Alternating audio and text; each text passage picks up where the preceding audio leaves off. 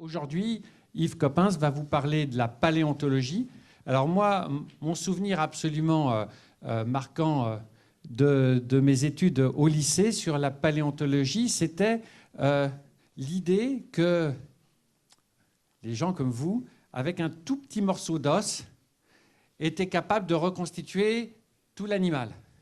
Alors évidemment, d'après ce que j'ai compris, ça marchait mieux avec les dents ou avec les os des pattes et des pieds, mais voilà, l'idée qu'à partir d'un petit morceau d'os ou d'un petit os, on reconstitue un énorme squelette, moi, ça m'a toujours fasciné. Et l'expérience a montré que ça marchait, quoi. Que quand on retrouvait les autres os, ça donnait l'animal.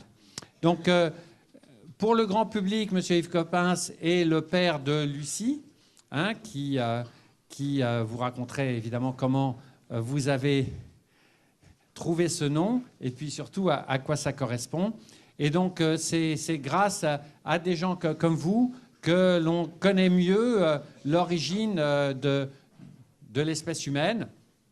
Et voilà, et qu'on arrive comme ça à rentrer dans des grandes problématiques scientifiques que sont évidemment l'évolution, que sont évidemment l'adaptation au milieu, etc., etc. Mais je ne vais pas déflorer votre conférence et donc je vais vous laisser la parole. Je suis très content d'accueillir M. Yves Coppens.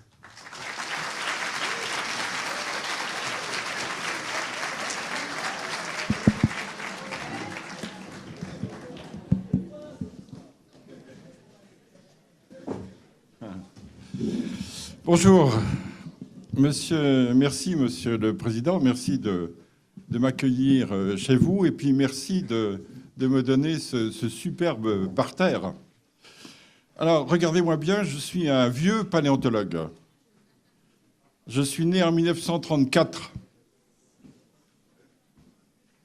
Ça y est? En août. C'est bon, c'est en ordre, d'accord. Et j'ai toujours été passionné de préhistoire et de paléontologie. Et je vais vous raconter juste une petite histoire. J'aime bien faire comme les Anglais, parfois. C'est-à-dire commencer par ce qu'ils appellent un beginning joke. Un beginning joke, c'est une blague pour commencer. Et en général, les gens rient. Et puis après, on entre sérieusement dans le sujet. Et un jour, à Londres, j'avais un vieux collègue qui ne venait plus au British Museum depuis longtemps, qui était venu m'écouter. J'ai fait mon beginning joke, il a beaucoup ri. Et puis ensuite, il a ri tout le temps. Et c'était très embêtant, quoi. Parce que le reste était sérieux, mais il était tellement content de me voir que c'était un petit peu raté. Mais c'est pas ça que je voulais vous raconter. Donc j'ai été passionné par la paléontologie très tôt. Et l'exemple que je vais vous donner remonte à mes 11 ans. Mais j'étais passionné avant, enfin souvent sur les gosses, hein, sur les enfants, qui sont intéressés, amusés, fascinés par les dinosaures. À mon époque, les dinosaures n'étaient pas trop à l'honneur, mais la passion de la préhistoire m'occupait quand même. Et ce jour-là, cette année-là, j'étais en 5e, là aussi. J'avais 11 ans. Merci. Pardon, hein, mais je ne manquerai pas le coup quand même. Donc j'ai un ami, un copain, qui arrive pendant l'année scolaire et qui arrivait de Madagascar. Et un jour, il me montre un petit morceau, c'était un fragment tout cassé, de coquille d'œufs d'épiornis. Alors l'épiornis, c'est un gros oiseau qu'à Madagascar, on appelle, bien qu'il soit éteint, l'oiseau éléphant. Il pesait 500 kilos. Et cet animal éteint, cet animal fossile, l'épiornis, faisait des œufs qui étaient à peu près comme ça, quoi. Donc il avait rapporté de Madagascar un petit bout de coquille d'œuf d'épiornis. J'étais fasciné. Il s'appelait Jean-Paul Chollet, je me rappelle bien, et je lui dis « Tu me le donnerais ?» Il réfléchit, puis il me dit « Non, mais je te le vendrai. » Bon. Alors il me donne un prix je n'avais pas l'argent nécessaire. Et donc, je mets un certain temps auprès de mes parents à récupérer la somme, à réunir la somme en question. Et puis un beau jour, dans un coin de la cour du lycée, se fait la tractation. J'arrive avec l'argent, il arrive avec des petits bouts de coquille. Je lui donne l'argent, salopard, il me casse la coquille. Vous vous rendez compte? Enfin, un morceau, c'est un morceau. Donc un morceau de morceau, c'est toujours un morceau. Mais quand même, ça m'a fait quelque chose. Et l'autre jour, à la télévision, ici à Paris, donc bien des années après, je raconte cette histoire-là, et la porte s'entr'ouvre, et la jeune fille, la jeune femme qui était au standard, m'apporte un petit mot, et le petit mot, comme c'était en direct, elle ne pouvait rien me dire, et le petit mot, c'était « Je suis Jean-Paul Cholet, on s'est perdu de vue, je suis en retraite, j'habite dans la région parisienne, voilà mon numéro de téléphone, téléphone-moi, je te donnerai l'autre morceau. » Alors vous voyez, rien n'est perdu, hein. Mais peut-être que j'aurai un morceau de morceau. Mais depuis, je suis allé à Madagascar et depuis, j'ai vu des œufs entiers. J'ai rapporté d'ailleurs un œuf entier cadeau des collègues malgaches. Et donc, l'histoire de l'œuf d'épiornis est dépassée. Alors, je suis venu vous raconter ce qu'est la paléontologie et la paléontologie en général. Mais on va prendre beaucoup de recul. Moi, j'aime bien prendre du recul et puis ça fait prendre un petit peu la connaissance, la meilleure perception des choses. Alors, sachez d'abord que mon discours est le discours de la science, c'est le discours d'un scientifique, et ce n'est que ça. Et la science, qu'est-ce qu'elle a comme fonction, la science? Elle a comme fonction de regarder de quoi est fait le monde, de décrire ce dont est fait le monde et d'essayer de comprendre comment il marche et comment il a marché, et donc comment il peut marcher dans l'avenir.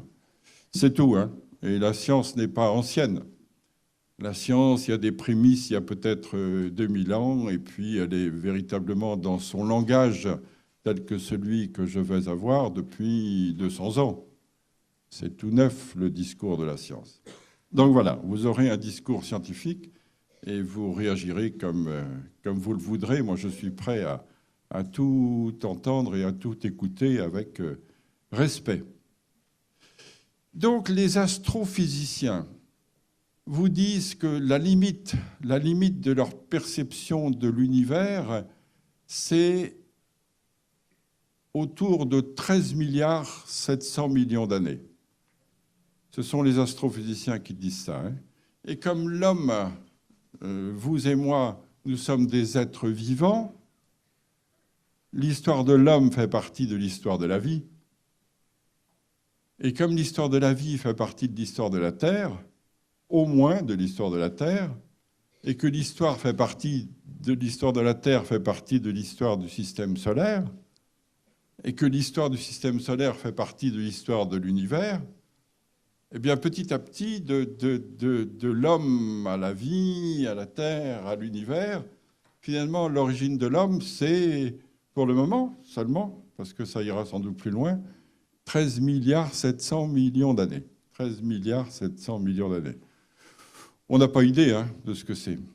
Même en euros, c'est un gros budget, et moi, je ne sais pas trop ce que ça représente, quoi. Et qu'est-ce que l'on constate? Qu'est-ce que constatent les astrophysiciens? Quelque chose de fascinant, pour moi, scientifique, fascinant.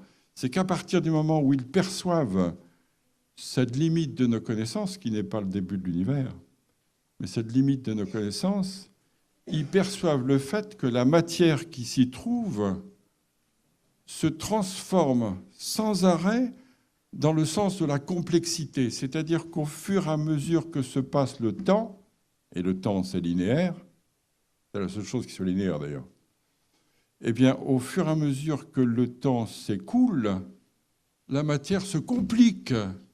C'est quand même drôle. Et ça continue comme ça sans arrêt, vous allez voir.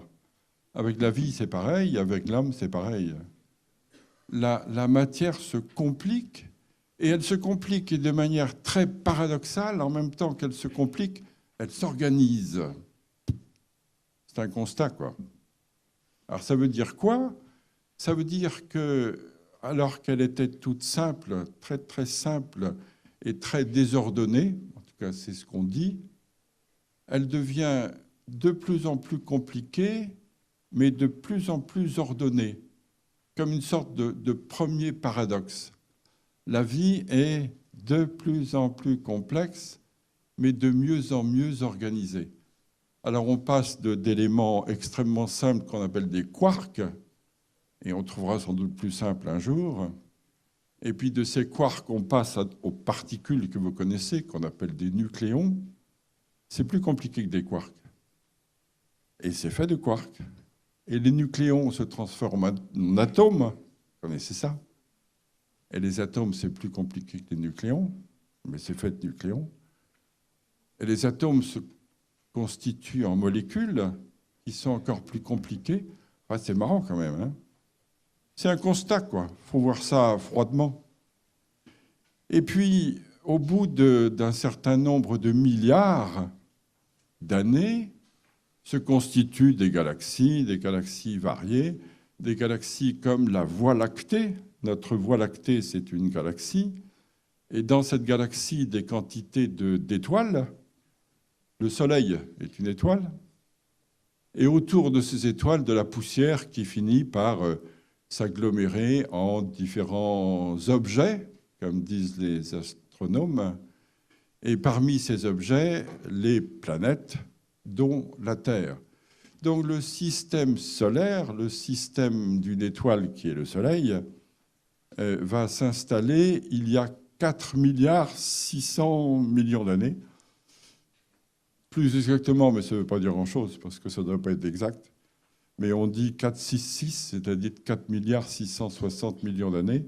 Mais enfin, je suppose qu'on fera d'autres mesures et que ça variera un peu. Mais en gros, un peu plus de 4 milliards et demi d'années, quoi. 4 milliards et demi d'années, le Soleil s'installe, et autour du Soleil, qui encore une fois est une étoile, s'installe aussi toute une série de planètes, dont la Terre. Et comme la Terre a une certaine masse, et que son étoile, le Soleil, a une certaine masse, comme la distance entre la Terre et le Soleil n'est pas énorme, 150 millions de kilomètres, c'est vite fait, hein. Il suffit d'y aller, quoi. Au bout d'un certain temps, on y arrive. Donc 150 millions de kilomètres, eh bien, le fait qu'il y ait ces deux masses et une distance qui n'est pas immense, l'attraction fait que l'eau est restée liquide sur la Terre. J'aurais envie de dire coup de chance, mais il ne faut pas dire ça, puisque là aussi, c'est comme ça. L'eau est restée liquide et l'atmosphère qui était autour de la Terre, enfin qui petit à petit s'est constituée autour de la Terre, le gaz qui s'est constitué autour de la Terre, est resté accroché par la gravitation à la Terre, n'a pas filé, n'a pas fui. Alors que sur Mars, par exemple, qui est une planète un peu plus éloignée du Soleil, donc plus froide, et en même temps plus petite de masse, l'atmosphère est partie. Son atmosphère est partie. On va aller voir. On a quelques idées, mais on va aller voir sur place, c'est mieux. J'ai mon billet, hein. Pas s'ils m'emmèneront, mais enfin. Et Vénus, au contraire, est une planète beaucoup plus grosse, mais beaucoup plus proche du Soleil et par suite beaucoup plus chaude. Donc voilà la Terre, et la Terre garde son eau, et la Terre garde son gaz autour d'elle, d'où l'atmosphère et d'où l'eau sur Terre. Et dans cette eau, qu'est-ce qui se passe dans cette eau? La matière, c'est marrant, hein? La matière donne l'impression de vouloir absolument, c'est une façon d'imaginer les choses, hein, de vouloir absolument se compliquer. Chaque fois qu'elle en a la possibilité, elle se complique. Et chaque fois qu'elle se complique, elle s'organise. Eh bien, la matière dans l'eau, les molécules dans l'eau, s'agglomèrent, se réunissent, et se réunissent en cellules. C'est-à-dire que les cellules, qui sont plus compliquées que les molécules, font encore un état plus compliqué de la matière dans l'eau sur la Terre, et encore mieux organisées. Les cellules s'entourent d'une membrane et les cellules commencent à échanger de la matière et de l'énergie entre elles. Et ces cellules se dotent, entre guillemets, d'une capacité extraordinaire qui est celle de se reproduire. Et tout d'un coup, on passe d'une matière que l'on peut appeler inerte à une matière forcément plus compliquée, forcément mieux organisée, que l'on appelle vivante. Je ne sais pas si ce que ça vous fait, mais moi, ça m'épate à chaque fois, quoi. Alors, est-ce que la vie est née sur la Terre ? Jusqu'ici, on disait, oui, il y a des chances que ça soit apparu sur la Terre, mais la vie, comme vous savez, est faite d'une vingtaine d'acides aminés, une vingtaine d'éléments qu'on appelle des acides aminés. Alors, quand on reçoit des météorites qui nous tombent de temps en temps sur le nez, eh bien, ces météorites, quand on les analyse, elles contiennent jusqu'à 70 sortes d'acides aminés. Donc, il y a plus de variétés d'acides aminés dans l'espace qui tombent sur notre planète que d'acides aminés qui ont servi sur la planète, si on peut dire, à fabriquer la vie. Donc, la vie doit exister ailleurs. En tout cas, il y a ailleurs les éléments pour fabriquer d'autres vies, peut-être d'autres types de vie et de vie plus diversifiées. Voilà, on en est là. En tout cas, nous voilà sur la Terre. Nous voilà sur la Terre il y a cette fois 4 milliards d'années, autour de 4 milliards. Il paraît qu'il y a eu un grand coup de Trafalgar, comme on dit parfois, mais c'est des relations historiques, ça. Un grand coup de tonnerre sur la Terre autour de 3 milliards 900 millions. Donc la vie n'aurait que 3 milliards 800 millions. Moi, je veux bien. Hein. Enfin, 3 milliards 800 millions, en gros, c'est 4 milliards d'années. Ça veut dire quand même, là aussi, que ça a été très vite. Ça a été très vite fait, si je puis dire. Dès que les molécules ont eu la possibilité de se regrouper, de s'organiser, de devenir plus compliquées, la vie est apparue. L'élément le plus compliqué qui soit est apparu. Et ça suit son cours par la suite. C'est pour ça que je vous le raconte comme ça. Alors ça, c'est linéaire. Hein. Il est évident que dans le détail, c'est toujours plus compliqué. Mais c'est la ligne du temps. Et dans l'eau sur la Terre, eh bien, cette vie qui d'abord est représentée par des cellules, c'est-à-dire qu'elle est unicellulaire, elle est très simple, qu'est-ce qu'elle va faire ? Elle va se compliquer. Elle va se compliquer et elle va s'organiser. Et on a trouvé récemment au Gabon des êtres pluricellulaires, fossiles, dans de l'eau, dans ce qui avait été de l'eau. Et ces êtres pluricellulaires auraient 2 milliards d'années. C'est-à-dire que dès 2 milliards d'années, cette vie unicellulaire, qui se poursuit sûrement d'un point de vue unicellulaire, il y a plein d'êtres unicellulaires aujourd'hui encore, mais peut se compliquer d'un autre côté en êtres vivants pluricellulaires, dès 2 milliards d'années. Donc voilà encore que ça se complique et que ça s'organise d'une autre façon. Et là, on passe d'un premier paradoxe, c'est une façon de parler, hein. C'est pas écrit comme ça, moi j'ai pensé comme ça, donc je vous le dis comme ça, mais j'utilise, enfin je ressens volontiers cette succession de paradoxes, comme s'il se passait des choses, mais il s'en passait d'autres. Comme la complexité mais l'organisation. Eh bien là, c'est la diversité pour la vie. La diversité mais la contrainte. Alors je m'explique. Diversité des êtres vivants, elle est flagrante. Les êtres vivants à travers la Terre sont extrêmement diversifiés. La nature est extrêmement créatrice. Et c'est ce qui fait la beauté du travail des naturalistes, des zoologues, des biologistes, des botanistes. La diversité des formes est surprenante, elle est extrêmement intéressante, elle est extrêmement variée, elle est extrêmement inventive. Et en même temps, c'est constitué, vous le savez bien, le système héréditaire. C'est-à-dire que deux humains ne feront pas un petit éléphant, ça fera un petit enfant. Il y a une contrainte génétique qui fait que ça compense la diversification. D'une part, c'est très diversifié, et d'autre part, c'est en même temps très, très serré, très contraint, dans une certaine mesure, parce qu'il y a de la souplesse, mais par la génétique. C'est drôle, ça aussi. C'est diversifié, c'est libre d'une certaine manière, quoi. C'est libre, mais un peu retenu. C'est amusant quand on pense à la vie, hein. C'est une drôle d'histoire. Alors, la diversité des formes vivantes, elle est flagrante pour tous ceux qui, comme moi, font de la paléontologie depuis bien longtemps. On est frappé par le fait de cette grande diversité, justement. Vous avez un groupe, une population, et puis cette population se trouve divisée, se trouve séparée parce que se forme par exemple une île.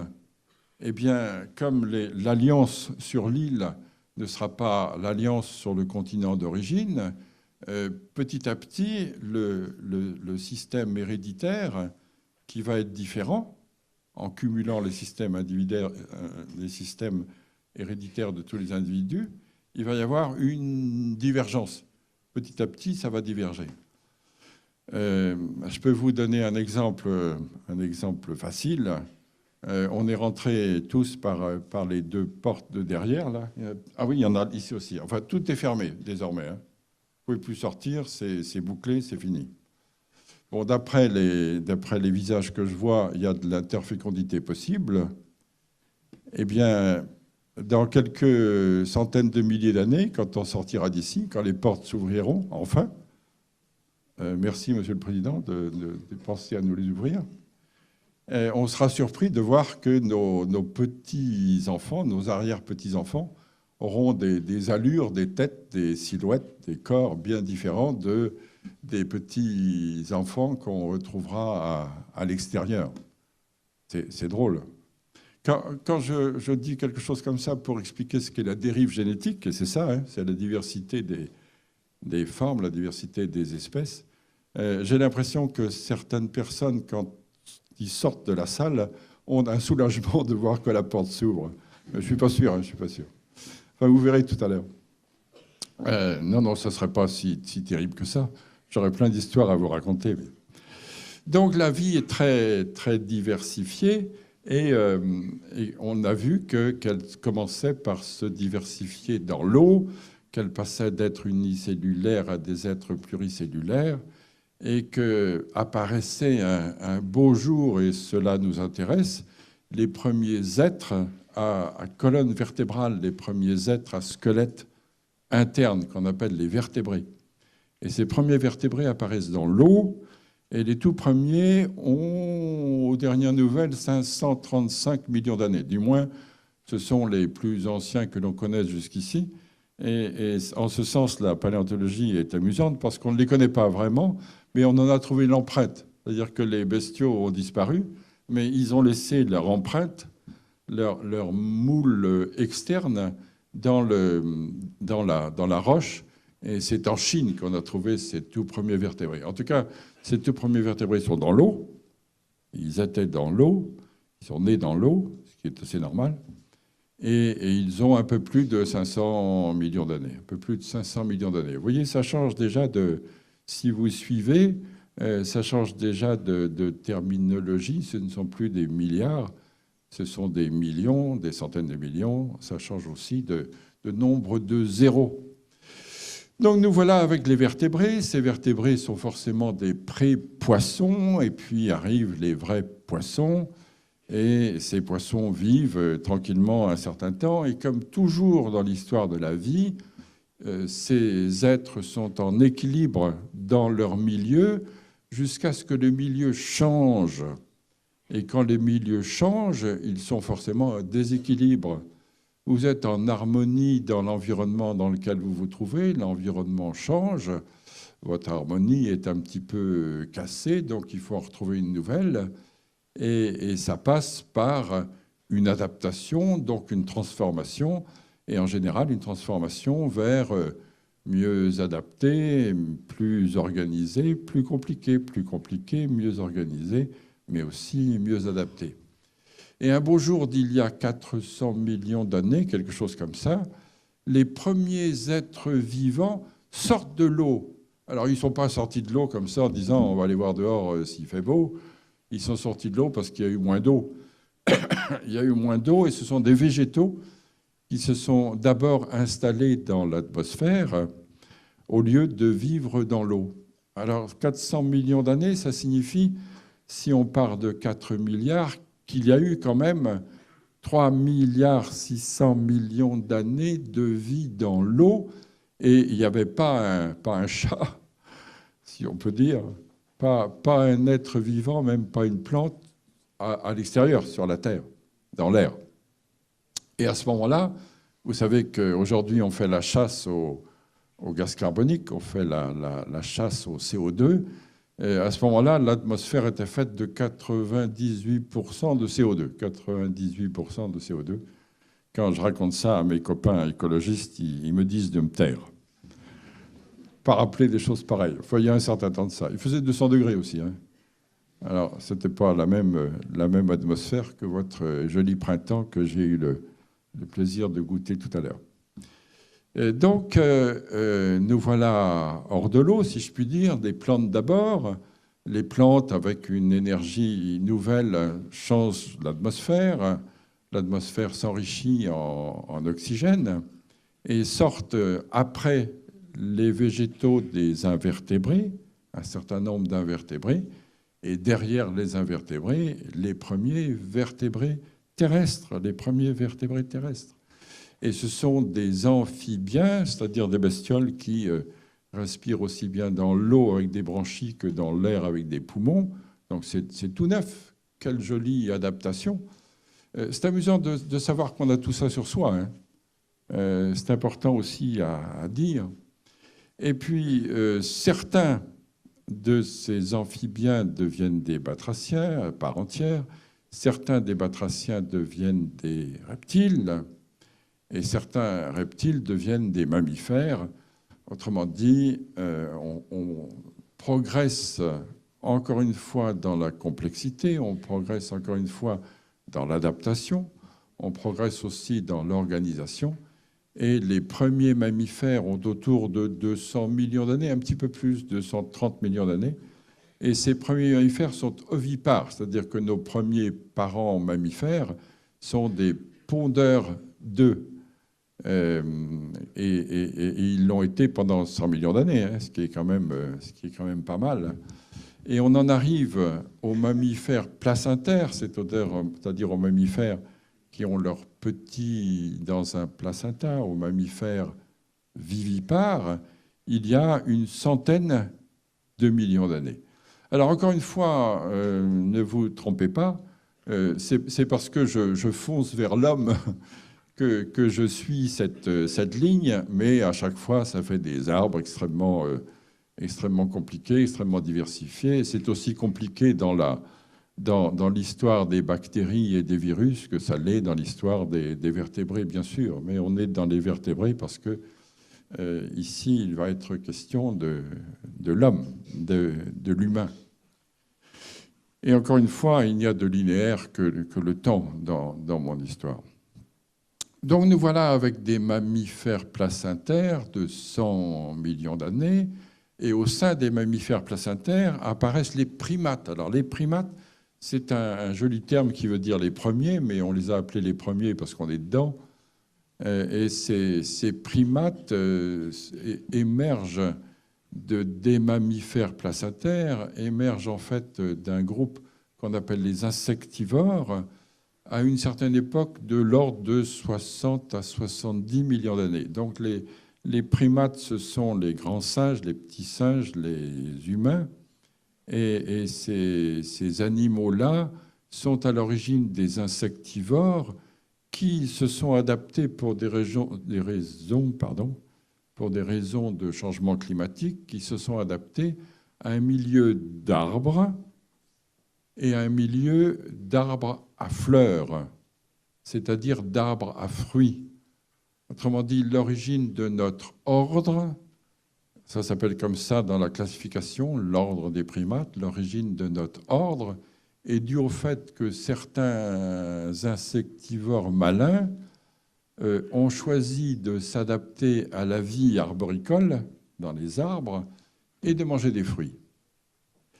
Alors comment on sait ça? D'abord parce qu'on les trouve dans un milieu qui est ce milieu-là, et puis parce que dans leur corps, c'est en ce sens que c'est intéressant, on lit dans le corps un certain nombre de mouvements, de ce qu'étaient les mouvements, et du coup un certain nombre d'adaptations, et du même coup un certain nombre d'insertions d'animaux dans un nouveau monde. Et là, les petits primates en question ont, par exemple, au lieu d'avoir des orbites sur les côtés, auparavant, ils vous regardaient comme ça, et là, les orbites sont passées en façade. Et les orbites en façade, on les a toujours, nous, en façade. Pensez à vous, hein, ou à votre voisin, à votre voisine. Toute cette histoire-là, on la porte en nous. Donc, les orbites sont passées en façade, et du même coup, on a eu une vision stéroscopique, une vision en 3 dimensions. Et quand on vit dans les arbres et quand on passe d'un arbre à un autre, il vaut mieux avoir cette perception des distances pour ne pas se casser la figure, bien sûr. Alors, il y a des quantités d'adaptation de ces natures-là, c'est-à-dire de cette installation dans la vie arboricole et dans la vie de frugivore. On pense par exemple, d'après la forme des orbites, que s'est développée dans l'œil la couche de cellules qui permet de voir les couleurs.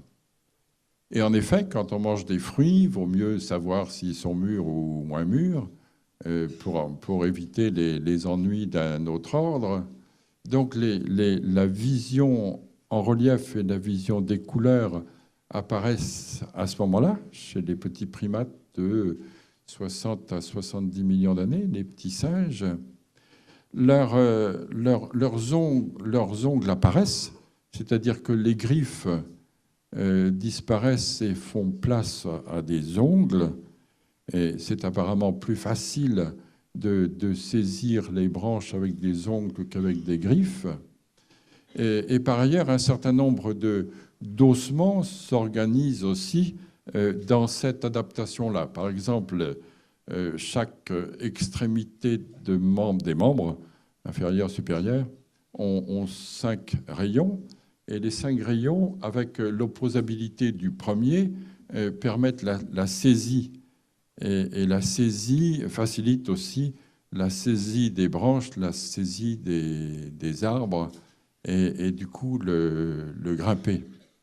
Et tout dans le squelette s'organise pour ce genre d'adaptation.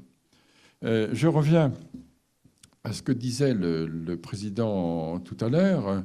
La lecture que font les paléontologues est simple, en fait. C'est une question d'expertise, c'est comme toujours, c'est toujours la même chose.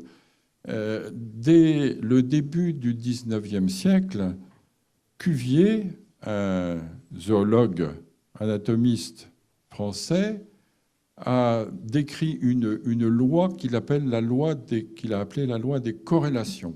C'est-à-dire qu'à un type d'os correspond un type d'articulation, et à un type d'articulation correspond à un type de squelette. Il a raconté ça à l'Académie des sciences dont je fais partie, et il a raconté ça à propos de dents qu'il avait trouvées dans les carrières de Cormeilles en Parisie, pas très loin d'ici. Et dans ces carrières de Cormeilles, il avait trouvé des dents, et sur les dents, il a dit, il y avait des marsupiaux, il y avait des kangourous, des espèces de kangourous à Paris, il y a 50 millions d'années. Alors, Les académiciens ne sont pas toujours disposés à croire leurs confrères. Hein. En sciences, c'est comme ça, c'est bien d'ailleurs. Il y a toujours du débat, de la discussion, des doutes. Il y a toujours de la critique aussi. Et on s'est moqué de lui et il a dit, ben, si le jour où je trouverai un bassin, l'os de la partie inférieure du corps, un bassin de ces bêtes-là, je viendrai le préparer, je viendrai dégager le bassin devant l'Académie des sciences et vous verrez que ce bassin aura les os marsupiaux, parce que les petits marsupiaux, les kangourous et autres, ont deux petits os à l'avant du bassin qui soutiennent la poche. Ce sont deux petits os particuliers qui n'existent pas sur les autres bassins. En tout cas, que je sache, pas chez nous. Si par hasard vous avez des radios qui vous montrent le contraire, venez me voir, ça m'intéresse. Oui. Et donc ces deux petits os soutiennent la poche où va évoluer le petit kangourou. Et Cuvier a eu la chance, parce que ce n'est pas toujours le cas, de trouver un morceau de bassin qu'il a montré à l'Académie et il a dégagé les petits os marsupiaux. Donc il y avait bel et bien un petit kangourou à Paris, il y avait un petit singe aussi d'ailleurs, il y a 50 millions d'années dans ces secteurs de Cormeilles et de la butte Montmartre, dans ces secteurs des gypses qu'on appelle les gypses de Montmartre.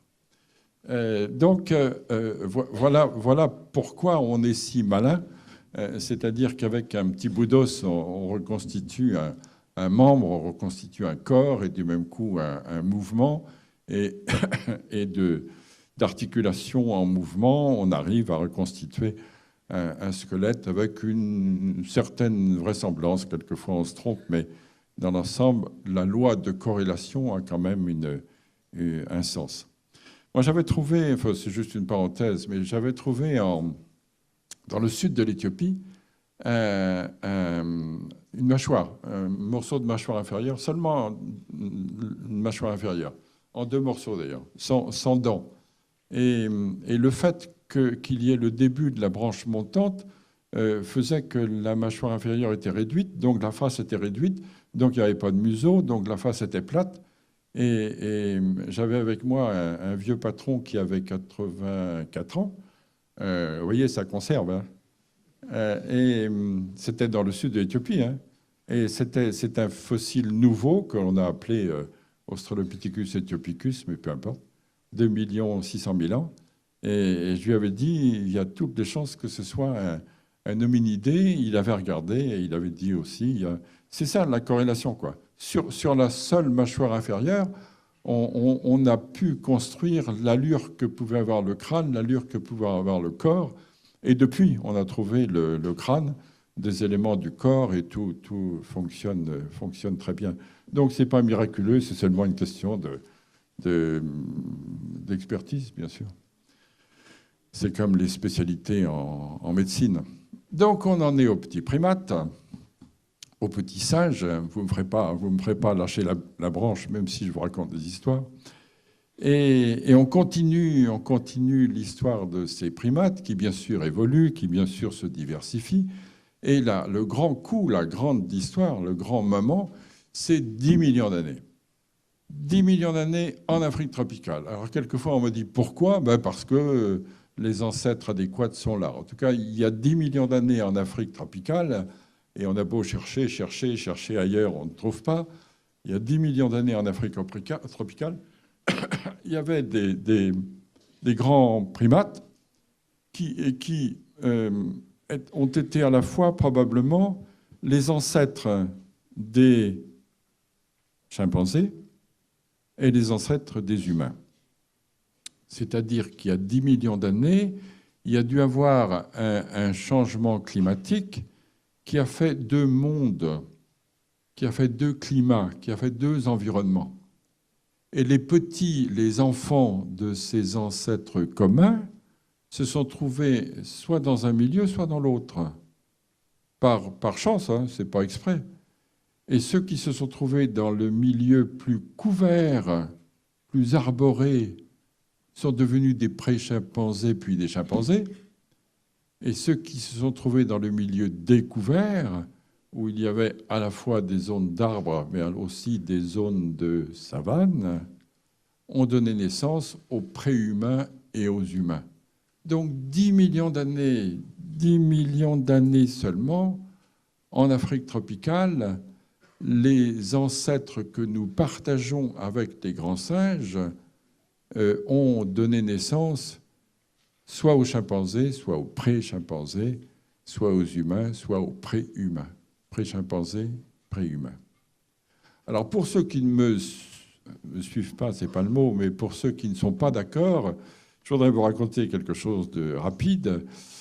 J'ai eu, comme tout le monde, 2 grands-mères. Et une de ces grands-mères m'a dit un jour, si toi, mon petit-fils, tu descends du singe, moi, sûrement pas. Donc, vous voyez, ou bien vous êtes avec ma grand-mère, ou vous êtes avec moi. De toute façon, ça n'a pas d'importance, c'est de la famille. Donc, soyez les bienvenus. Alors, les chimpanzés, en effet, ça embête les gens qu'on soit parents des chimpanzés. Mais il n'y a pas longtemps, on a d'abord compris par l'anatomie, par la physiologie, par, qu'est-ce que je peux vous dire, l'éthologie même, que les chimpanzés étaient très proches des humains. Mais quand on en a étudié l'ADN, que l'on a reconstitué en totalité il n'y a pas longtemps, que on a décrypté en totalité, ça fait quand même 3 milliards 500 millions de paires de bases. C'est 3 milliards, un peu plus de 3 milliards pour l'homme, mais c'est plus pour le chimpanzé. Donc on s'est aperçu que c'était en effet très très proche. On a donné des pourcentages, mais ça ne veut pas dire grand-chose. Et donc, un jour, pour vous amuser, un jour avec un collègue qui s'appelait Peter, que peut-être certains ici ont connu, qui a été le patron du zoo de Vincennes, on s'est dit, on va faire une expérience. On va aller voir si vraiment les chimpanzés sont si malins que ça et s'ils méritent d'être nos cousins. Et on a fait une expérience simple, banale, dont on connaît bien le protocole. On accroche des bananes au plafond que le chimpanzé ne peut pas attraper. On lui met une chaise, une table dans un coin, et s'il a l'idée, premier degré, d'amener la table sous les bananes, en montant sur la table, il s'approche des bananes, mais il ne peut toujours pas les attraper. Donc on met une chaise dans un autre coin, et si le chimpanzé, deuxième degré, a l'idée de traîner la table sous les bananes, de prendre la chaise, de mettre la chaise sur la table, de monter sur la table, de monter sur la chaise, alors il attrape les bananes. Donc on fait ça. On accroche les bananes au plafond, on met une table, on met une chaise, on fait rentrer le chimpanzé, et je dis à mon copain Jean-Jacques Peter, regarde par le trou de la serrure ce qui se passe. Donc le chimpanzé était dans la pièce, et on n'est pas équipé au muséum, donc on regarde par le trou de la serrure. Et le copain Jean-Jacques me dit, je vois rien du tout. Bon, c'est pas possible, hein. Pas possible. Les volets étaient ouverts, on a tiré la clé. Non, c'est pas possible. Regarde encore. Et regarde, et il dit, ah, c'est parce que j'ai vu l'œil du chimpanzé.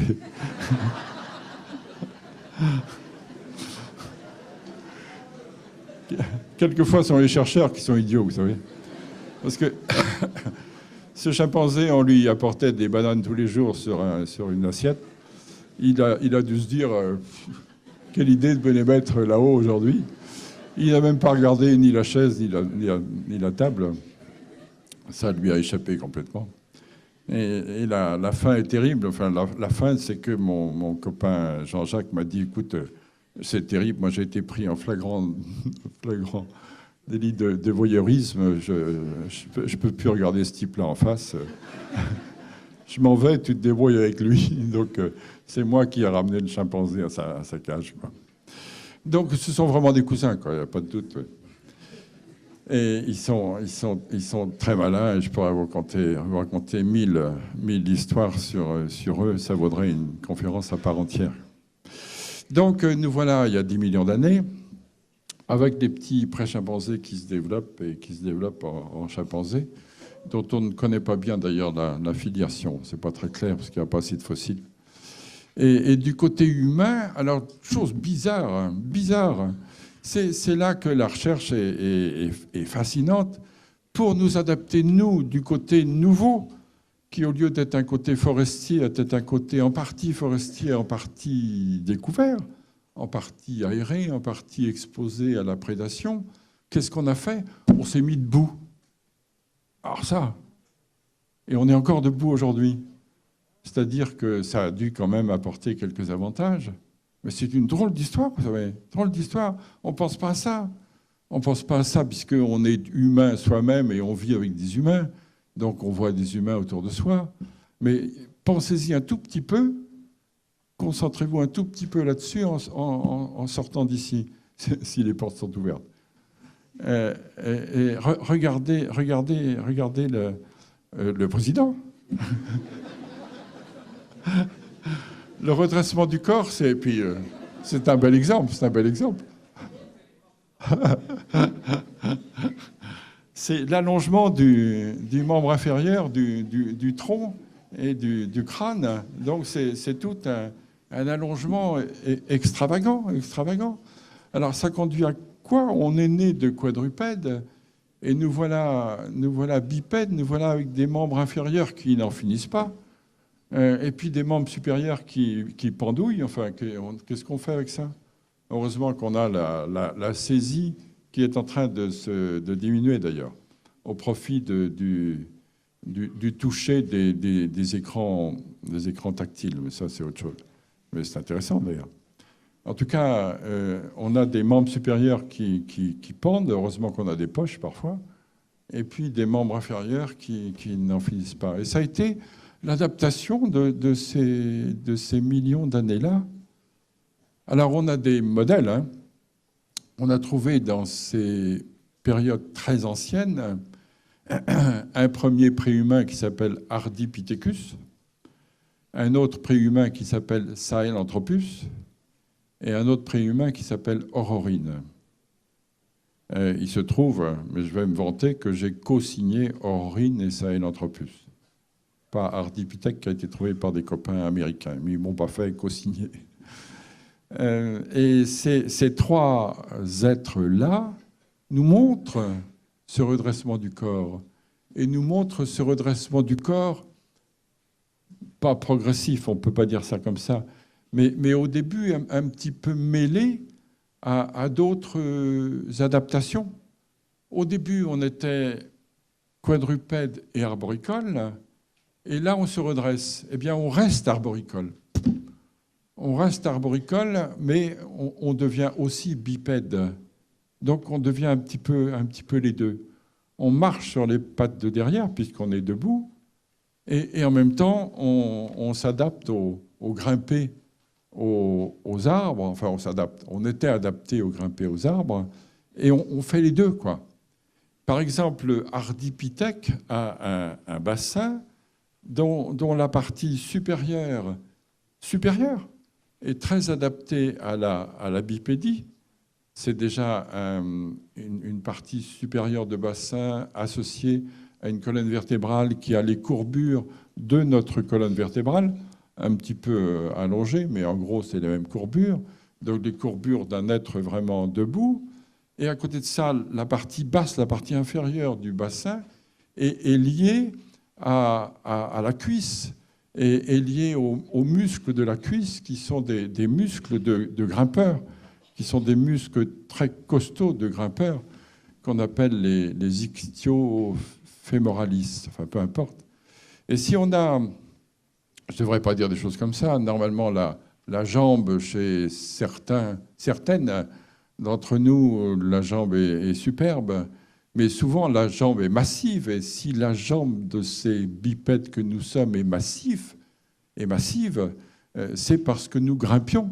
On a encore les muscles piliers, les muscles colonnes, les pattes inférieures, les membres inférieurs en colonne des grimpeurs. C'est pour ça qu'on a des grosses jambes. C'est incroyable.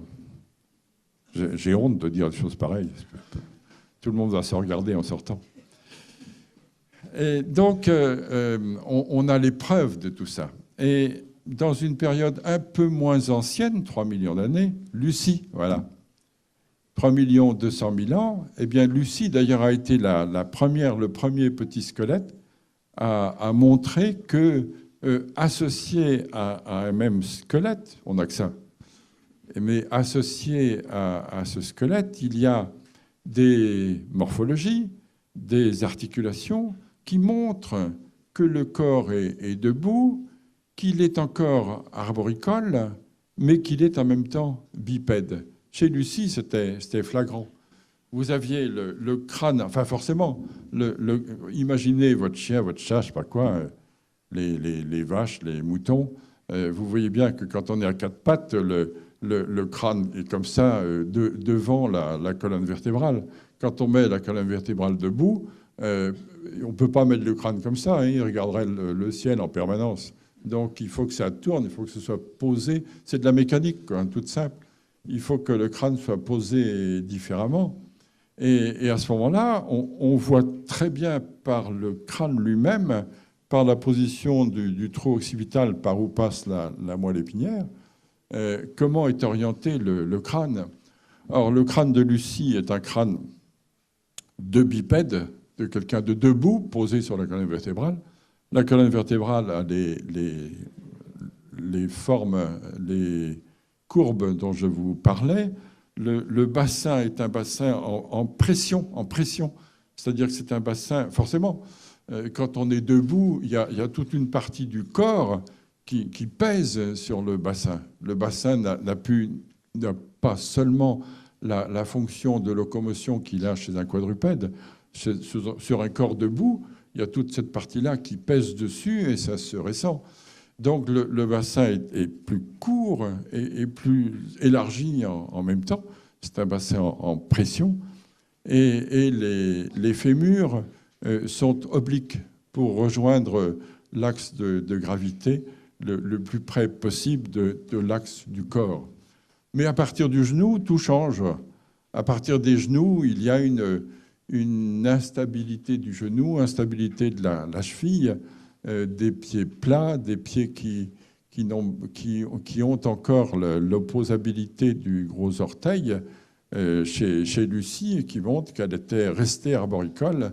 Et son membre supérieur a au contraire une très forte stabilité du poignet, du coude et de l'épaule, parce que quand on fait des tractions et qu'on grimpe dans les arbres, on a intérêt à ne pas avoir de dérapage, de tennis elbow, vous savez, qui crée des problèmes de coude. Alors Lucie, juste un tout petit historique. Lucie est devenue fameuse. Et Lucie a été une découverte importante parce que jusque-là, de ces êtres de 3 millions, 4 millions, 5 millions, 6 millions d'années, 7 millions parfois, on trouvait des morceaux. Donc des morceaux de l'un, des morceaux de l'autre, des morceaux de quelques-uns, mais pas de reste, pas d'ensemble de squelettes. Alors, Lucie avait, comme vous et moi, 206 ossements. Nous avons 206 ossements chacun d'entre nous. Ça varie un peu, hein. Il y a quelquefois des os supplémentaires dans le crâne ou dans des vertèbres supplémentaires, mais en gros, c'est 205, 206 ossements. Or, on a trouvé de Lucie 52 ossements seulement. Mais comme certains os sont pairs, quand on a le droit, on peut faire le gauche, et quand on a le gauche, on peut faire le droit. Et du même coup, on a pu reconstituer la silhouette de Lucie. Et c'est en ce sens que Lucie a été importante, c'est que au lieu d'avoir un petit morceau du squelette et du personnage, on en a eu une allure complète et on a pu reconstituer une silhouette. Et comme c'était un petit personnage qui, d'après son bassin, était un personnage féminin, et qu'on lui a donné un prénom, ça a fait sa notoriété. On a dit que c'était à l'origine de l'homme, ce qui n'est pas vrai, mais c'est pas loin, quoi. Et l'histoire du prénom est toute simple. Lucie s'appelle en fait AL 288. Pas brillant, hein. Sur les catalogues, ça veut dire Afar, la région où on l'a trouvé, localité L 288 parce qu'on avait trouvé 287 localités fossilifères avant cette découverte-là. Et comme le soir, quand il faisait moins chaud, on marquait les fossiles dans une sorte de tente laboratoire. Cette marque des fossiles, qui se fait encore aujourd'hui malgré l'informatique, elle se fait à l'encre de Chine, de préférence noire. Sur le fond de l'os, ça se voit bien. Et puis on met un petit coup de vernis par-dessus. Et donc marqué AL 288.1, AL 288.2, AL 288.3, c'est pas drôle. Petit coup de vernis et puis on passe à l'os suivant. Donc on bavardait entre nous, ou bien on écoutait la radio. On avait radio Khartoum, radio Addis Abeba, radio Port-Soudan quelquefois. On n'était pas bien équipés. Hein. Et on avait des cassettes, et on avait la cassette des Beatles, voilà. Et la cassette des Beatles, que je vais me permettre de vous chanter, c'est Lucy in the Sky. Lucy in the Sky, je ne sais pas si vous connaissez ça, parce que c'est déjà vieux. Pour vous, c'est sûrement ancien. En tout cas, Lucy in the Sky with Diamonds. Et quand on a vu que le bassin était un bassin féminin, au lieu de dire AL 288, on a dit on va l'appeler Lucy. Alors Lucy est devenue fameuse au point que nous, ces découvreurs, on a un petit peu disparu de la circulation, et c'est assez drôle. Parce que la meilleure histoire, c'est la suivante. J'ai eu un ami dans les années 80 qui a fait un petit film pour France 3 qu'il a appelé l'histoire de l'homme. Et comme je m'appelle Yves, il a appelé ce film Yves, Lucie et les autres. Eh bien, il y a eu un coup de téléphone quand ce film est passé à la télévision d'une journaliste d'un journal de télévision qui s'appelle Télé 7 jours, je peux le citer, et qui a demandé à ma secrétaire des photographies des deux squelettes. Comme quoi, gloire à Lucie et grande destinée pour elle. Ma secrétaire gentille a dit lui vieillit, mais enfin, il est encore présentable. Je vais vous envoyer une des deux photos. Donc voilà le préhumain. Et à partir de 3 millions d'années, cette fois-là, on entre dans le genre humain, l'homme proprement parlé. Et pourquoi ? Parce qu'il y a un changement climatique.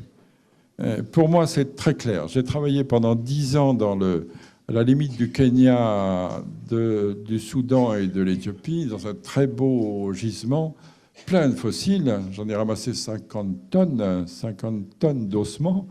Drôle de carrière quand même, c'est bizarre. Hein, passer sa vie à ramasser des os. Et ces ossements m'ont permis de voir qu'il y a eu à ce moment-là un grand coup de sécheresse, un grand changement climatique. Et ce grand changement climatique a obligé les bêtes qui vivaient, toutes les bêtes qui vivaient à cette époque-là, de s'adapter. Et en ce qui concerne les préhumains, l'adaptation est passée par d'abord l'abandon de l'arboricolisme. Ces premiers humains ne grimpaient plus et ne faisaient que marcher. Ils étaient debout, bien sûr, et ils marchaient. Ces humains, par ailleurs, ont eu une transformation des dents. Comme il n'y avait plus assez de végétaux à consommer, ils se sont mis à manger de la viande. Et par ailleurs, ces humains ont eu un développement du système nerveux central et notamment du cerveau. Autrement dit, le corps redressé existait depuis longtemps, la bipédie exclusive, le changement des dents pour manger aussi de la viande, avoir un régime d'omnivore, ce n'est pas par gourmandise, hein, c'est par nécessité, et puis transformation de la tête. Or, cette transformation du cerveau s'accompagne des premiers outils de pierre taillée. Et ça n'a l'air de rien, mais c'est considérable. Parce que ceux d'avant, comme les petits singes d'aujourd'hui, quand ils prennent un caillou, c'est pour s'en servir tout de suite, directement. Tandis que ce premier bonhomme, avec sa nouvelle petite tête, il prenait un caillou et il en prenait un autre. Et il devait réfléchir à la fonction qu'il voulait donner à ce caillou. Et donc, avec le deuxième, il taillait, il changeait la forme de sa propre autorité, il changeait la forme du premier caillou pour que le premier caillou devienne plus efficace. C'est formidable. Depuis, on ne fait que ça. Il agissait, il avait l'audace d'agir sur l'environnement. Et depuis, on agit sans cesse sur l'environnement. Dieu sait si ça fait des débats aujourd'hui. Donc, ce n'est pas de sa faute, c'est simplement une adaptation. Donc, moi, je suis d'accord quand aujourd'hui on fait attention à l'environnement, mais je ne suis pas d'accord quand on dit c'est la faute de l'humanité. Non, l'humanité, elle a fait ce qu'elle a pu il y a 3 millions d'années pour s'adapter aux nouvelles conditions climatiques, et elle avait tout à fait le droit et même le devoir pour survivre de réaliser cette adaptation et de la réussir. Alors vite, parce que je vous prends beaucoup de temps, mais voilà, les premiers humains sont nés en Afrique tropicale comme leurs prédécesseurs, les préhumains. Donc c'est l'Afrique, la maman de l'humanité. Tous les préhumains depuis 10 millions d'années sont là et ne sont que là, et leurs descendants, les premiers humains, sont là et ne sont que là.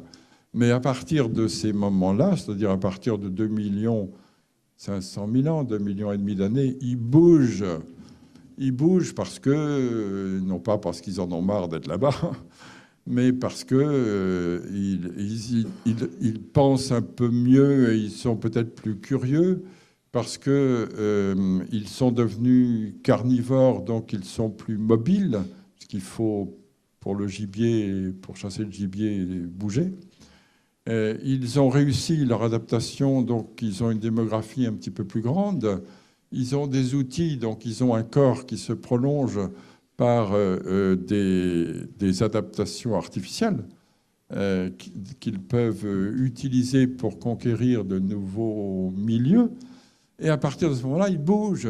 Et on va en effet les trouver dès 2 millions d'années, très vite. Alors très vite, géologiquement parlant, hein, mais on va les trouver à travers toute l'Afrique, Afrique du Nord, Afrique du Sud. On va les trouver au Proche-Orient. Il y a des sites en Israël, il y a des sites en Géorgie, il y a des sites en Turquie. Et puis, à partir de cette plaque tournante qu'a toujours été le Proche-Orient, on va les trouver à travers toute l'Asie, à travers toute l'Europe. À travers toute l'Europe jusqu'en Espagne et France comprises, à travers toute l'Asie jusqu'en Chine, et en Corée, où j'étais il n'y a pas longtemps, donc dès 2 millions d'années. Donc le bonhomme va se transformer, il va continuer son adaptation au fil des années et des mouvements, mais il va s'agrandir à tout l'ancien monde, ce qu'on appelle l'ancien monde, c'est-à-dire Afrique et Eurasie. Et puis plus tard, beaucoup plus tard, parce qu'il n'en aura pas l'occasion tout de suite, il va passer en Amérique, qui est vraiment le nouveau monde, et passer en Australie, qui fait aussi partie de ces nouvelles conquêtes, et finir son tour du monde. Finir son tour du monde autour de 1 millier d'années, quelques milliers d'années. Donc on part de 3 millions d'années et on arrive à quelques milliers d'années seulement pour faire le tour de la Terre. Et on commence enfin à s'en aller pour voir maintenant quelques planètes autour de la Terre, la Lune d'abord et Mars bientôt. Alors une petite histoire pour finir. J'ai participé il y a quelques années à un congrès à Dijon. C'était à Dijon, mais c'était un congrès sur le Groenland. C'est drôle, mais c'est comme ça. Parce qu'il y a une équipe de chercheurs à Dijon qui travaille sur le Groenland. Moi, je suis allé au Groenland bien des fois. Et quand on va à un congrès dans une ville qui n'est pas la sienne, on est en général tous reçus dans le même hôtel. Donc, au petit déjeuner, j'arrive dans la salle du petit déjeuner, je me trouve face à un Inuit, un Esquimau, un Groenlandais. qui me dit bonjour, qui me dit qu'il est groenlandais, ça se voyait, qui me demande ce que je fais. Je dis, je suis anthropologue. Ah bon. Et puis, on prend notre café, quoi. Café, tartine. Et il avait envie de me parler, c'était évident. Et il me dit, vous savez, le Groenland n'est pas indépendant. Je dis, oui, c'est bien. Il est sous l'autorité du Danemark. Je dis, oui, oui. Et les Danois sont bien. Ah, je dis, tant mieux.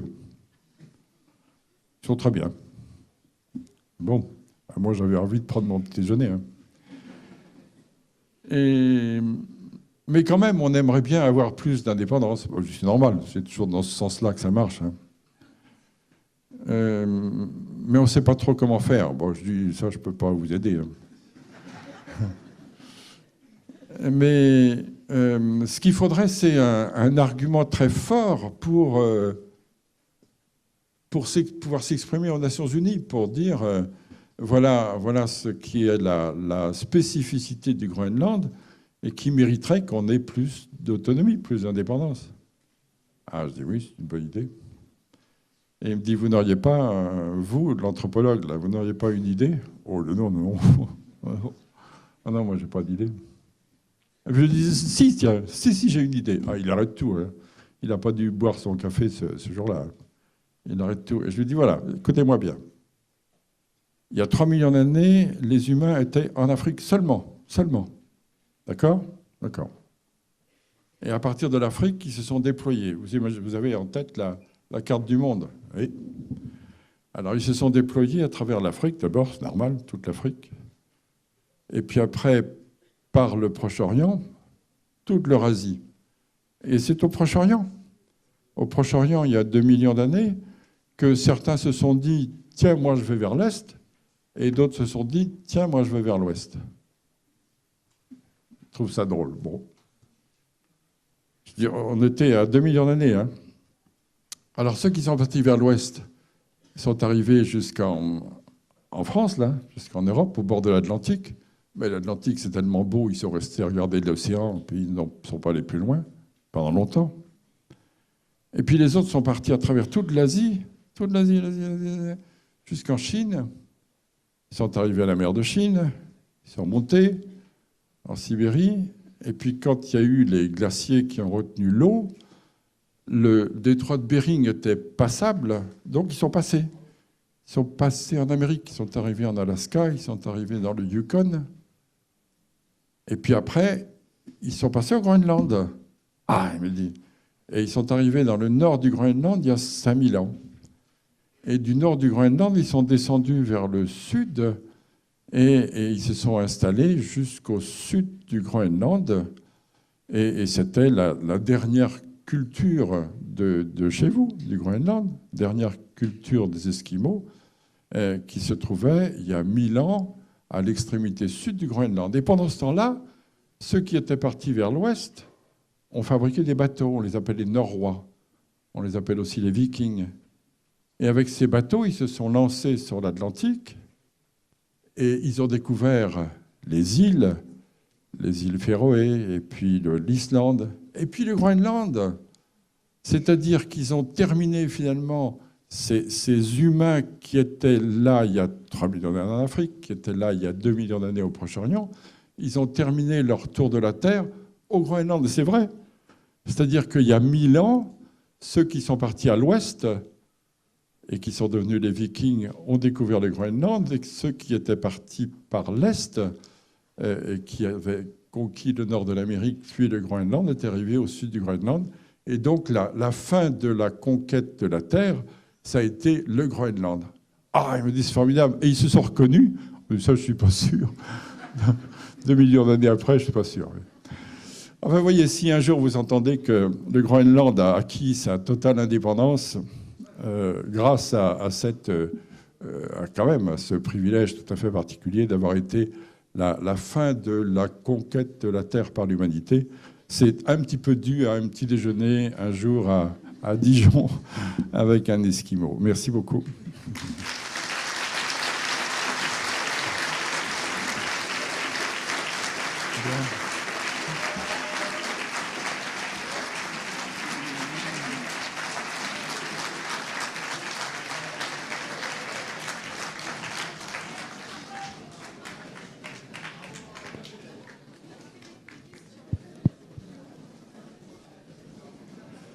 Oui, à votre...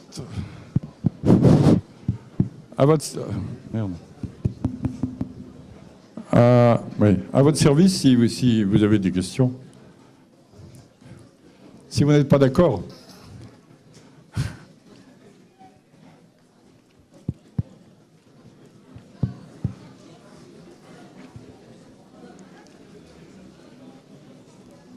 Oui, bonjour. Bonjour. Je suis là. J'ai une petite question à poser. Sachant que pour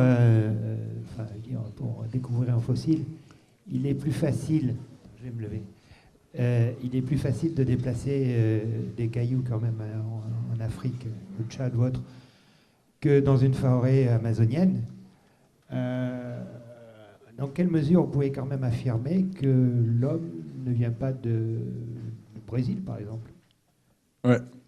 Oui, vous avez tout à fait raison. Et ce qui illustre bien ce que vous venez de dire, c'est que, comme je l'ai dit rapidement, l'histoire des chimpanzés, par exemple, on ne la connaît pas bien, parce que les chimpanzés ont vécu en forêt, et que la forêt est à l'origine d'une couche d'humus particulièrement importante, et que si les fossiles sont dessous, il faut faire des trous pour aller les chercher, et c'est plus facile d'aller les chercher lorsqu'il n'y a pas de trous à faire. C'est vrai, mais premièrement, tous les primates sont d'origine tropicale. Et ce sont surtout les tropiques de l'Ancien Monde qui ont fourni ces formes compliquées de primates, de grands primates, qui étaient susceptibles de devenir à l'origine des hominidés tels qu'on connaît leur anatomie. Deuxièmement, on a beau chercher partout, mais vous avez raison, peut-être pas assez au Brésil ou en Amazonie par exemple, tout pour le moment a l'air cohérent. C'est-à-dire que les fossiles sont, du point de vue de l'anatomie, bien dans une filiation. Quand on va de 3 millions d'années en Afrique à 2 millions d'années en Afrique et en Eurasie, et à des périodes plus récentes ailleurs. Autrement dit, il y a une cohérence à la fois dans l'âge et une cohérence dans l'anatomie. Mais ceci dit, je garde comme possible, en effet, votre intervention. Et il est vrai qu'on peut parler des choses que l'on a trouvées, mais pas de choses que l'on n'a pas encore trouvées. Et il y aura sûrement des surprises. Cependant, quant à l'origine américaine, on a beaucoup fouillé en Amérique. Moi-même, j'ai fouillé au Brésil. Alors évidemment, tout n'est pas sous forêt. Et d'autre part, les forêts ont bougé aussi. L'Amazonie n'a pas toujours... Enfin, les forêts telles qu'on les connaît en Amazonie n'ont pas toujours été là, quoi. Il y a eu des mouvements aussi de climat et du coup d'environnement. En tout cas, on a beau fouiller partout à travers toute l'Amérique, on ne trouve pas plus ancien que quelques dizaines de milliers d'années en Amérique, alors qu'on trouve des millions d'années en Eurasie et en Afrique. Donc il y a de bons arguments pour la version que je vous propose, qui n'est pas ma version spécialement. Mais ceci dit, l'objection est prise en considération. Merci.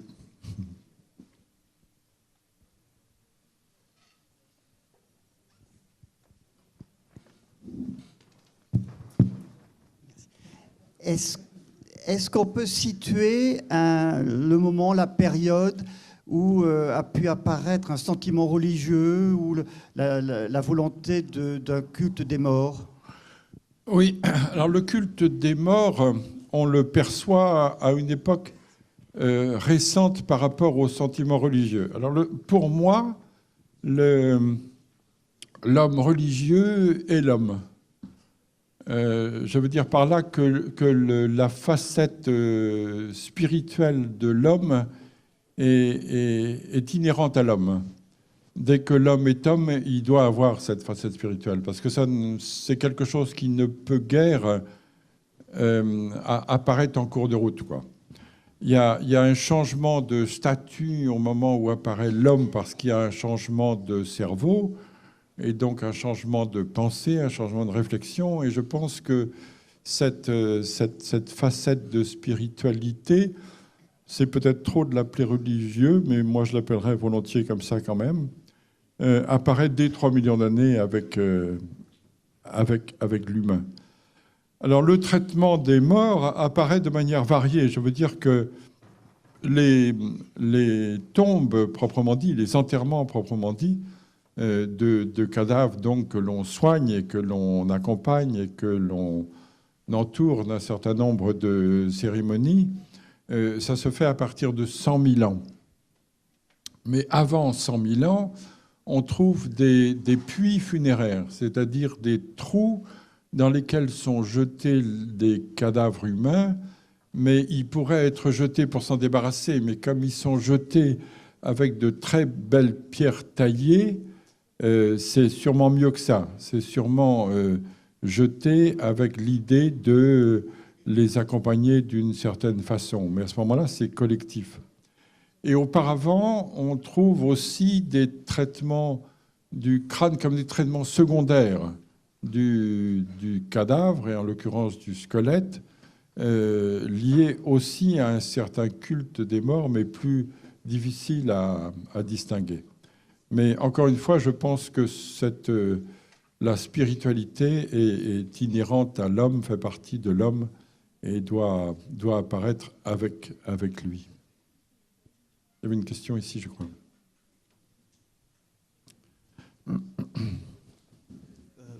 Je voulais vous demander, si nous avons tous un ancêtre commun, comment se fait-il que nous parlions des races? Et j'irai même plus loin en disant, peut-on parler des races humaines? Les ancêtres communs de 10 millions d'années, c'est quand même une vieille histoire. Hein. Et en ce qui concerne l'évolution ensuite, vous l'avez bien suivi, elle est préhumaine uniquement en Afrique, donc c'est quand même assez réduit. Ça va de l'Afrique centrale comme le Tchad jusqu'à l'Afrique du Sud, donc c'est un terrain vaste, mais c'est quand même l'Afrique tropicale. Et ensuite, quand on passe de ces préhumains à l'humain, ça se passe aussi dans cette Afrique tropicale, peut-être plus précisément d'ailleurs en Afrique orientale, mais je ne suis pas sûr. Et à ce moment-là, le nombre des ancêtres, des premiers hommes, des premiers humains, est de l'ordre de quelques milliers. Et donc, la différenciation des êtres humains en fonction de leur dispersion se fait en fonction des environnements. Pour la couleur, c'est tout à fait clair, si je puis dire, sans faire d'astuce. Hein. Mais c'est une question d'ensoleillement. Dans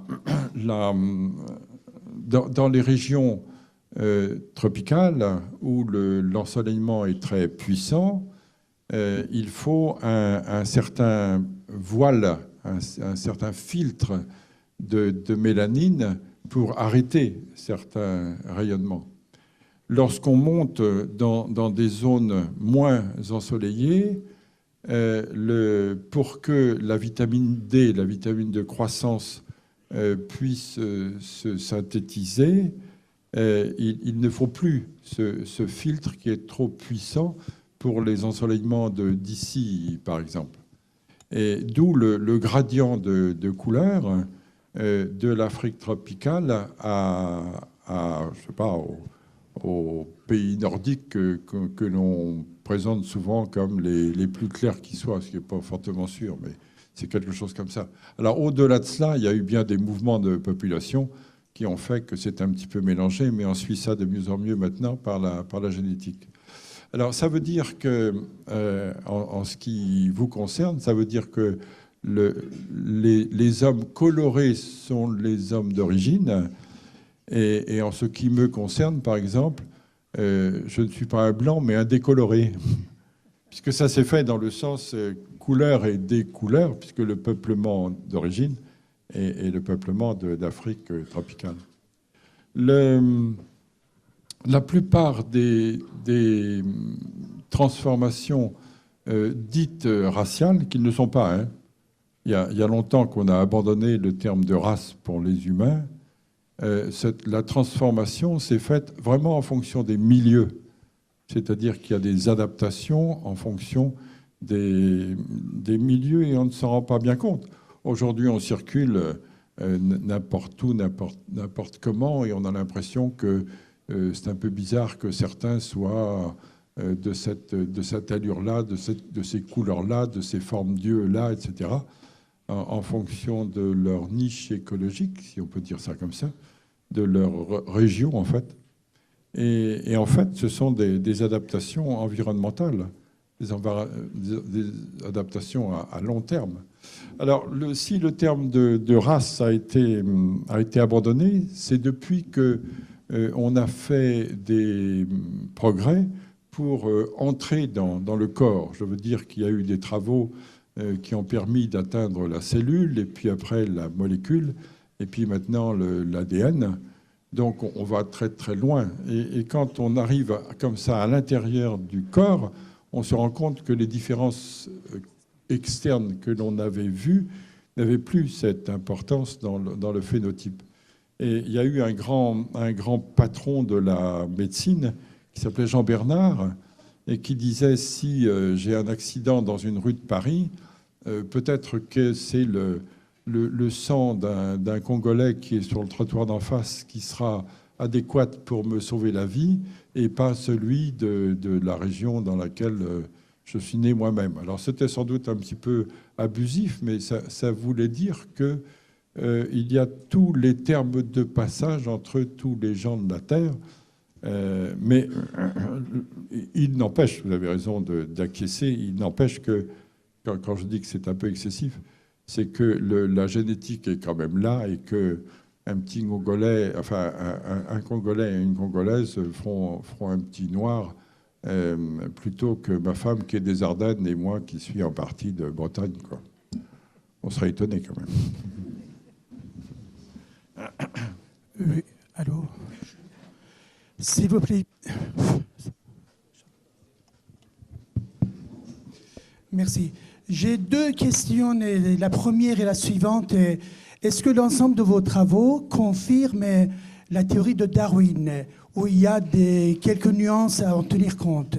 Et la deuxième question, concernant l'enseignement des travaux de recherche et de la théorie de Darwin, dans certains milieux américains ou autres, il y avait également un refus, disons, organisé par ce qu'on appelle les créationnistes. Est-ce que, concernant votre enseignement, vous avez rencontré des situations semblables? Alors, Darwin, c'est un homme du 19e siècle, c'est-à-dire ce qu'il a raconté à cette époque était extrêmement intéressant, mais il y a eu quand même beaucoup de travaux depuis, beaucoup de découvertes depuis, et du coup, beaucoup d'amendements des idées de Darwin. L'histoire de la sélection naturelle demeure, mais comme vous l'avez sûrement vu, il y a aujourd'hui un grand développement de l'épigénétique. Autrement dit, la génétique que Darwin ne connaissait pas d'ailleurs, mais la transformation au hasard par les mutations des gènes explique un certain nombre de choses, mais pas tout. Mais il y a aussi des adaptations qui, elles, deviennent transmissibles. Et c'est le sujet de l'épigénétique. Et l'épigénétique est si développée que le Collège de France où je suis vient de créer une chaire d'épigénétique. Donc les idées de Darwin demeurent une base intéressante, intelligente, avec un certain nombre de choses comme la sélection naturelle qui demeure, mais c'est quand même très, très amendé. Alors les créationnistes, l'histoire des créationnistes. Moi, j'aime beaucoup l'humanité. Et je suis très respectueux, c'est pour ça que je l'ai dit au départ, je crois que c'est important, je suis très respectueux de ce que pensent les gens. Dans une certaine mesure, ça m'est égal. J'aime bien les gens, donc ça m'est égal qu'ils ne pensent pas comme moi. Vraiment, ça m'est égal. Je ne suis pas missionnaire, quoi. Et en ce sens, j'ai aussi beaucoup de respect pour les créationnistes.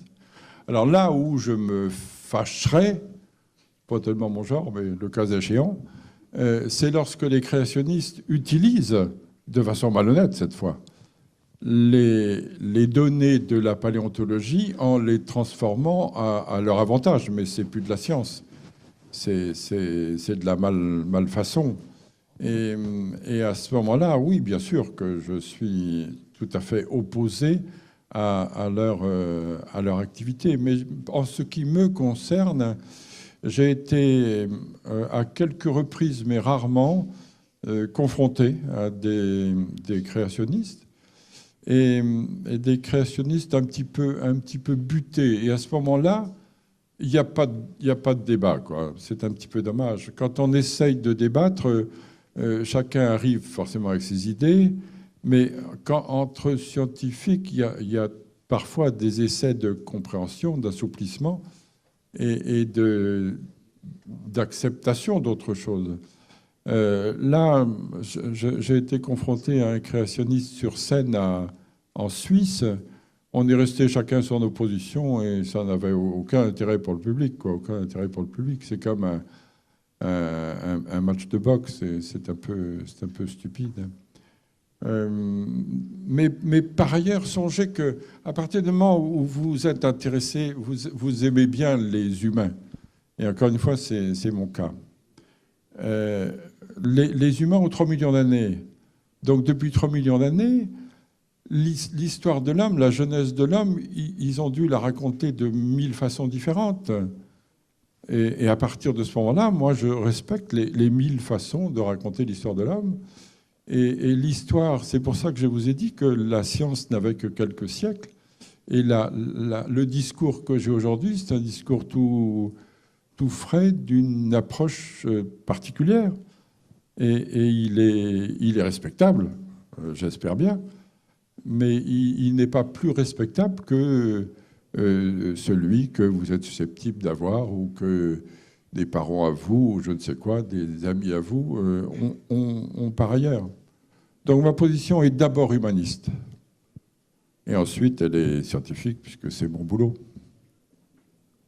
Je m'en fiche.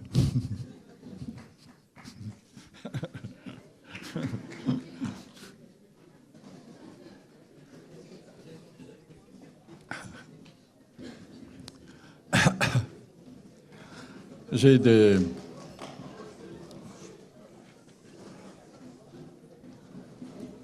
Alors, tout le monde est content, il n'y a plus de questions là. Si, j'ai une question. Oui, pardon. Ah. Alors, j'ai une petite question. Je voulais quand même vous taquiner un peu. Chouette.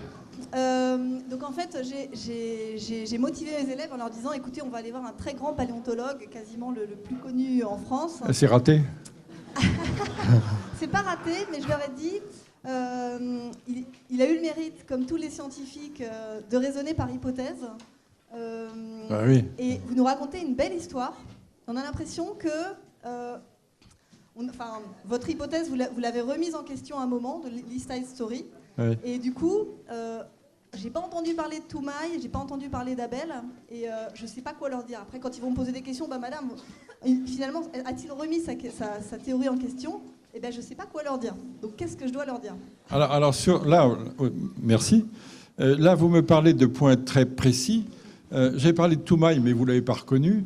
Quand j'ai dit ça et l'anthropus, c'était lui, c'était Toumaï, oui. Et Toumaï a été une belle découverte faite au Tchad sur un site que j'ai découvert. Ah. Bravo. C'est donc bien un grand... Qui s'appelle Menala. Non, mais mon copain Michel Brunet serait là en ce moment. Je vous dirais la même chose. Hein. Il est au Chili en ce moment, mais on est très amis. Et donc, c'est une très belle découverte et qui, en effet, a détruit, enfin, a supprimé ou amendé, en tout cas, mon hypothèse de l'Est de l'Afrique. Et Toumaï, c'est un de ces préhumains comme Aurorine ou comme Ardipithecus dont je vous ai parlé, et qui, dès 7 millions d'années, montre le redressement du corps. Donc c'est du côté des préhumains au moment de la bifurcation dont j'ai parlé. Je n'ai pas parlé en effet d'Abel. Abel, c'est Australopithecus barrel-ghazali. C'est une forme de préhumain qui a 3 500 000 ans, qui est un peu comparable, ou en tout cas contemporain de Lucie. Mais vous voyez comme parfois les scientifiques sont courtois, aimables et élégants. J'ai co-signé avec Brunet aussi bien Toumaï qu'Abel, grâce à Michel Brunet. Alors moi, je suis allé au Tchad entre 60 et 66. Et Brunet y est allé à partir de 94, quelque chose comme ça, vous vous rendez compte, le paquet d'années, et il a retrouvé mes sites et beaucoup d'autres choses. Donc on s'y est succédé avec une grande distance entre tous. Et au Tchad, pour moi, ça a été le premier grand terrain de mon existence. Et ça a été une tournée de 7 ans formidable. 7 ans, 7 campagnes successives. Je n'ai pas été 7 ans sur place, mais je me suis promené beaucoup pendant 7 ans. Et les Africains aimaient bien donner, les Tchadiens avec qui je travaillais, aimaient bien donner des surnoms. Et ils donnaient souvent des surnoms qui évoquaient un trait particulier, un détail particulier, une manie, une maladresse. Par exemple, le géologue avec qui je travaillais, il l'appelait le père de l'autruche. Et il l'appelait le père de l'autruche parce qu'il faisait des grands pas comme ça. Et moi, il m'avait donné le nom d'une gazelle. Et ça m'inquiétait beaucoup. Faut que vous voyez. J'avais beau me regarder dans les rétroviseurs de mes camions, je ne trouvais pas que je ressemblais au premier degré, quoi, à une gazelle. On ne sait jamais. Mais... Et donc, je n'ai pas osé leur demander tout de suite pourquoi ils m'avaient donné ce surnom. Et puis, à la longue, j'ai fini par comprendre, comme je fouillais torse nu. Et comme je fouillais torse nu, j'étais fouille comme ça. Donc, j'étais tout bronzé sur le dos et tout blanc sur la poitrine. Et la gazelle en question, qui est la gazelle d'Ama, elle est toute brune sur le dos et toute blanche sur le ventre. Voilà. Mais c'est pas pour détourner votre question. Mais...